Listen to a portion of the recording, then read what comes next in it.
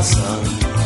Kapag ang puso'y nagmahal, mahirap turuan. Kahit ano ang sabihin, di ka pakikinggan.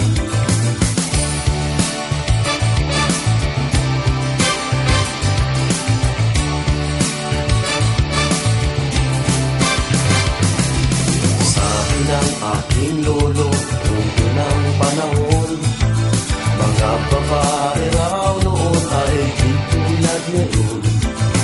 Di mo mahawakan, di mahalikan, 3 taon mong ligawan, sagot pa ay ewan. Kay sarap ng may nagmamahal, kay sarap ng may